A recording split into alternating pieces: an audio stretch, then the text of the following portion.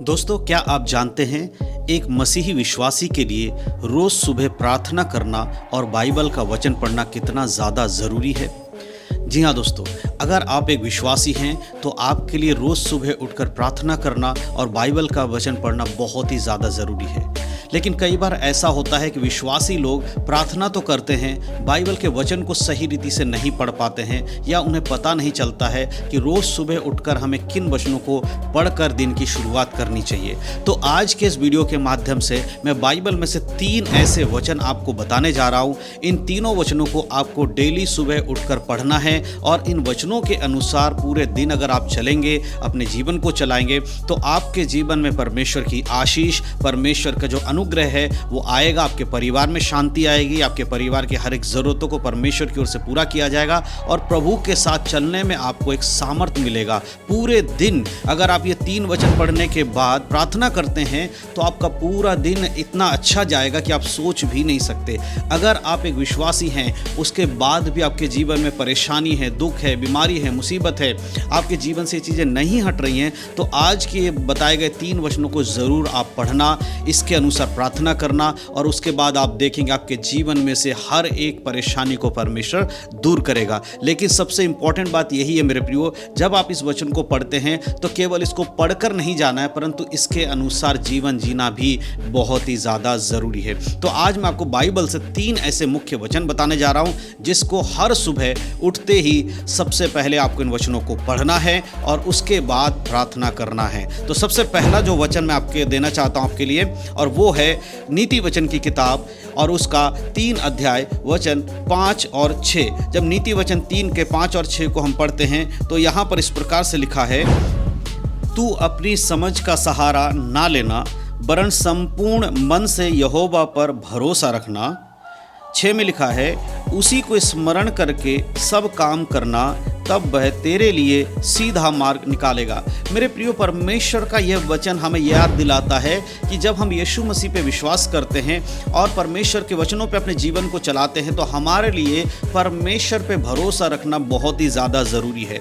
हमें अपनी सोच और बुद्धि का सहारा नहीं लेना है। इस वचन का अगर हम सही मायने में मतलब समझने की कोशिश करें तो ये वचन हमें याद दिलाती कि हमें अपनी चिंताओं को परमेश्वर पे, प्रभु यीशु मसीह के ऊपर छोड़ देनी चाहिए, क्योंकि ये वचन का शिक्षा है जो ये कहता है कि तू अपनी समझ का सहारा नहीं लेना।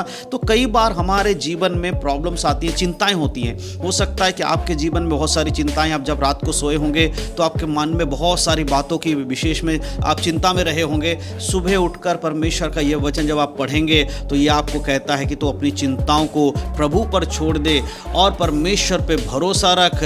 वह तेरे जीवन में एक शांति को देगा और तेरे अंदर अद्भुत आनंद को जगाएगा। जब आप हर सुबह इस वचन को पढ़ते हैं, इसको मनन करते हैं और इसके साथ अपने दिन की शुरुआत करते हैं तो प्रभु का प्रेम और विश्वास आपके जीवन में पूरे दिन बना रहता है। मेरे प्रियो, इस वचन के अनुसार आपको सामर्थ्य मिलेगा किसी भी चीज़ के निर्णय लेने में। आप दिन में कोई भी काम करने जा रहे हैं, उसके लिए जब ये वचन पढ़ के मनन करके इसको याद करेंगे, प्रभु आपको उस निर्णय को लेने में मदद करेंगे। सही और गलत का फैसला लेने में परमेश्वर आपकी सहायता करेंगे। अब हम दूसरा वचन जो पढ़ेंगे प्रतिदिन सुबह पढ़ने के लिए उठकर जो वचन पढ़ना, उसका दूसरा जो वचन है वो है 2 कुरिन्थियों की पत्री, उसका 5 अध्याय और उसका वचन 17। 2 कुरिन्थियों की पत्री 5 अध्याय के 17 में इस प्रकार लिखा है, इसीलिए यदि कोई मसीह में है तो वह नई सृष्टि है, पुरानी बातें बीत गई, देखो सब बातें नई हो गई हैं। यहाँ परमेश्वर का यह वचन हमें यह याद दिलाती है कि जो कोई अब प्रभु यीशु मसीह में है वो एक नई सृष्टि है। हर चीज़ का एक शुरुआत है। जब हम प्रभु में आ जाते हैं तो अब हम परमेश्वर में एक नया जीवन पा चुके हैं। मसीह में आने से हमारे जीवन में एक नई सृष्टि होती है। हम अपने आंतरिक गलतियों को छोड़ देते हैं और इस परमेश्वर के साथ चलने के जो हमने एक मार्ग पकड़ा है उस पर जब हम चलते हैं तो अब हमारा हृदय शुद्ध और जीवन आनंद से भरा हुआ जीवन होना चाहिए। एक नई सृष्टि बन जाने की बात यहाँ वचन कहता है। इसीलिए प्रभु का वचन हमें याद दिला रहा है मेरे प्रियो, हर सुबह हमें यह वचन याद दिलाता है कि हम अब पुराने व्यक्ति नहीं हैं।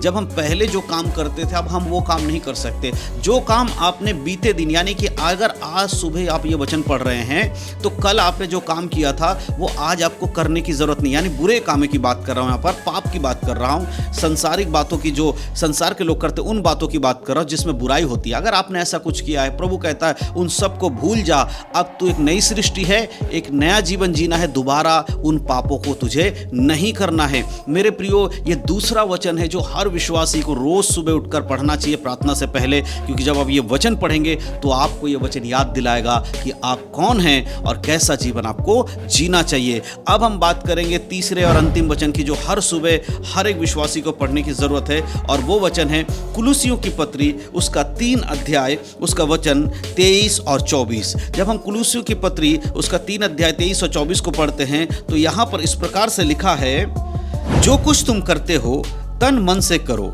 यह समझकर कि मनुष्य के लिए नहीं परंतु प्रभु के लिए करते हो, क्योंकि तुम जानते हो कि तुम्हें इसके बदले प्रभु से मिरास मिलेगी। तुम प्रभु मसीह में सेवा करते हो। देखिए मेरे प्रिय, यहाँ का ये वचन हमें याद दिलाता है कि जो कुछ हम करते हैं उसको हमें समझना होगा कि हम अपने लिए नहीं परंतु परमेश्वर के लिए करते हैं। जब हम इस वचन के ऊपर और भी ऊपर के वचनों को पढ़ते हैं तो हमें पता चलता है एक मसीह जीवन, जो परिवार का जीवन है, किस प्रकार का जीवन होना चाहिए। एक अनुशासन के जीवन के विषय में यहाँ पर प्रभु सिखा रहे हैं और ये कह रहे हैं कि जो कुछ तुम कर रहे हो ना, उसे मसीह में होकर करो और ये विश्वास करो कि तुम्हारा काम मसीह के लिए है, दुनिया को दिखाने के लिए नहीं होना चाहिए। यहाँ पर अगर हम देखेंगे पति पत्नी के रिश्ते की बात की गई है कि जो पत्नी तुम्हें परमेश्वर ने दिया है उस पत्नी के साथ तुम्हें प्रेम करना चाहिए और प्रभु में होकर प्रेम करना चाहिए। इसलिए प्रेम नहीं करना चाहिए कि वो आपकी पत्नी, परंतु इसलिए प्रेम कीजिए कि परमेश्वर ने आपको वो पत्नी दिया है और प्रभु की आज्ञा है कि परमेश्वर ने कहा कि तू अपने पत्नी से अपने समान प्रेम कर। उसी प्रकार पत्नी को कहा कि तू अपने पति के अधीन रहे और पति पत्नी दोनों को यह कहा कि बच्चों को सही शिक्षा दो, सही से चलाओ। अगर आप इस कुलुसियों की पत्री 3 अध्याय के 18 से लेकर आगे पढ़ेंगे तो आपको सारी बातें यहाँ पर समझ में आएंगी। मेरे प्रियो, यहाँ पर प्रभु हमें सिखा रहा है कि जो कुछ हम अपने परिवार में, अपने नौकरी के में जाकर या और कहीं जाकर हमें ईमानदारी के संग, वफादारी के संग उन कामों को करने की आवश्यकता है जो मसीह में सही है, परमेश्वर की इच्छा के अनुसार सही है। अगर हम उन कामों को करते हैं मेरे प्रियो तो हमारे लिए बहुत ही उत्तम है। यही शिक्षा ये वचन हमें देता है। तो रोज सुबह उठकर जब आप ये वचन पढ़ते हैं तो ये वचन हमें अपने सभी कार्यों को प्रभु को समर्पित करने की प्रेरणा देता है। सुबह इस वचन पर मनन करने से हमें अपनी दैनिक जो दिनचर्या है उसमें एक अच्छा समर्पण करके परमेश्वर के साथ भाव के साथ काम करने में मदद मिलती है। हमें ये वचन हमें समझाते कि हर कार्य में प्रभु की सेवा के रूप में ही हमें करना चाहिए। जो भी हम करते हैं वो ये सोचकर करें कि परमेश्वर ने हमें ये काम दिया है। जो ये मानता है कि हमारे जीवन के हर पहलू में परमेश्वर हमें संभालने वाला है, उसके लिए वचन बहुत इंपॉर्टेंट है। मेरे प्रिय, 3 ऐसे वचन जो मैंने आज आपको बताए हैं, इन तीनों वचन का एक ही महत्व है कि हमें परमेश्वर के वचन के अनुसार जीवन जीना है। अगर रोज सुबह उठकर आप ये वचन पढ़ते हैं और उसके बाद प्रार्थना करते हैं तो आप देखेंगे कि आपके जीवन में परमेश्वर के वचन का कार्य हो रहा है। मेरे प्रिय, बहुत सारे लोग हैं जो मसीह में तो हैं लेकिन वो अपना जीवन वचन के अनुसार नहीं चला रहे हैं। आज आपको ये वचन मिला है तो प्रभु आपसे बात कर रहा, परमेश्वर चाहते हैं कि आप अपने जीवन को इन्हीं वचनों के अनुसार चलाएं। तो मैं विश्वास करता हूं कि इन 3 वचनों के माध्यम से